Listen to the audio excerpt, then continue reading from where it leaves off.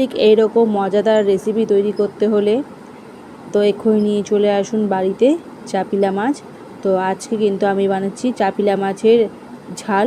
তো এই মাছ কিন্তু খুব ভালো লাগে খেতে, ঝোলের থেকে আমার মনে হয় ঝালটা বেশি ভালো লাগে। আমার তো ঝালটা বেশ ভালো লেগেছে। তো তোমাদের কী ভালো লাগে, এই মাছের ঝাল না ঝোল? তো সেটা কিন্তু অবশ্যই আমাকে কমেন্টে জানাবে। তো এখানে কিন্তু আমি ঝালটাই বানিয়েছি, আর এতটা মাছ কিন্তু আমি পুরোটা আমি মানে দিইনি, রান্না করিনি, কিছুটা কিন্তু আমি ভেজে নিয়েছিলাম। ভাজা খেতেও কিন্তু এই মাছ কিন্তু খুব ভালো লাগে, গরম ভাতের সাথে ডালের সাথে এই মাছ ভাজা খুবই অসাধারণ একটা খেতে লাগে। তো কিছুটা মাছ আমি ভেজে নিয়েছিলাম খাওয়ার জন্য, ভাজা মাছ, আর কিছুটা আমি ঝাল করেছি। তো নুন হলুদ মাখিয়ে মানে কেটে নিয়েছিলাম, কেটে নিয়ে নুন হলুদ মাখিয়ে তারপর কিন্তু ভেজে নিচ্ছি মাছগুলো ভাজা হয়ে গেলে সেই কড়াতে আর একটু তেল দিয়ে আমি কালো জিরে ফোড়ন দিয়েছি, আর দিয়ে দেব পেঁয়াজ বাটা। সেটাকে একটু ভালো করে কিন্তু ভেজে নেব। পেঁয়াজটা কিন্তু পুরোপুরিভাবে কিন্তু বাটিনি, একটু কিন্তু আধ বাটা যেটা বলে ঠিক সেই রকম কিন্তু রেখেছি। তো এইভাবেই কিন্তু আমি পেঁয়াজটাকে আগে একটু ভালো করে ভেজে নেব। পেঁয়াজটা যখন ভালো মতো ভাজা হয়ে যাবে তার মধ্যে কিন্তু দিয়ে দেব আমি টমেটো বাটা, টমেটোটা দিয়ে দেব পেঁয়াজটা ভাজা হয়ে যাওয়ার পরে, নাহলে পেঁয়াজটা একটু কিন্তু মুখে লাগে। তো তাই একটুখানি ভালো করে একটু ভেজে নেব, ভেজে নিয়ে তারপর দেব টমেটো বাটা। তো এই রেসিপি কিন্তু আজকের নয়, এই রেসিপি বহুত পুরনো, আমার নয় এই রেসিপি। তো এটা কিন্তু আমি আমার মা ঠাকুমা তারা করতো, তো সেই হিসাব তাদের কাছ থেকেই খাওয়া। তো তাই কিন্তু আজকে আমি এই রেসিপিটা তোমাদের সাথে শেয়ার করছি। আর কে কে এইভাবে রান্না করো এই চাপিলা মাছের, ভুল বললাম, চাপিলা মাছের ঝাল, তোমরা কিন্তু অবশ্যই আমাকে কমেন্টে জানাবে। তো তার মধ্যে দিয়ে দিয়েছি আমি পেঁয়াজ টমেটো বাটা হয়ে যাওয়ার পর নুন হলুদ লঙ্কার গুঁড়ো আর জিরে গুঁড়ো দিয়ে কিন্তু ভালো করে মশলাটা আমি ভেজে নেব। যতক্ষণ না তেল ছাড়ছে ততক্ষণ কিন্তু আমি এটা ভালো করে ভেজে নেব।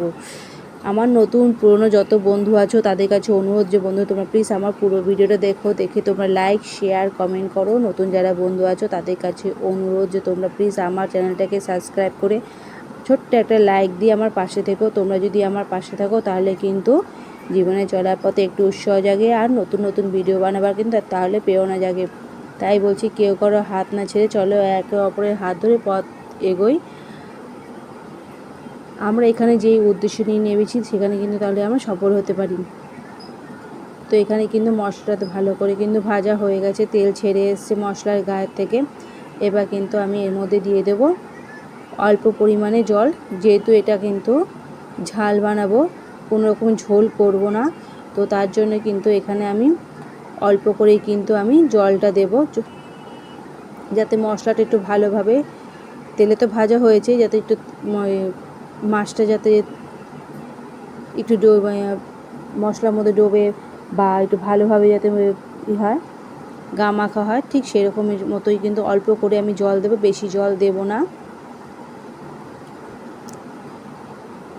ভালো করে নেড়ে নেব জলটা দিয়ে।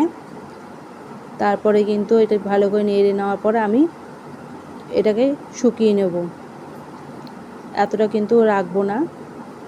দেখো কমে এসছে ঝোলটা। এবার এর মধ্যে দিয়ে দেব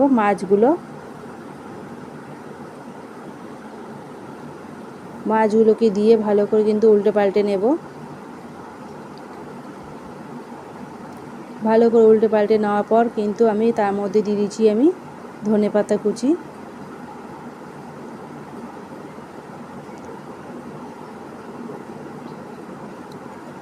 ধনেপাতা কুচি দিয়ে কিন্তু এবার আমি এটাকে নামিয়ে নেব। যেইটুকু আছে ঝোল সেইটুকু কিন্তু মাছে টেনে নেবে। তো আমি কিন্তু এরকমই রাখছি। তো তোমরা কীরকমভাবে এই মাছের ঝোল বা ঝাল কীভাবে তোমরা রান্না করো, তো সেটা কিন্তু অবশ্যই আমাকে কমেন্টে জানাবে। আর আমার এই রেসিপি তোমাদের কীরকম লাগলো তোমরা কিন্তু সেটা আমাকে জানাবে। তোমাদের ছোট্ট একটা লাইক আর সাবস্ক্রাইব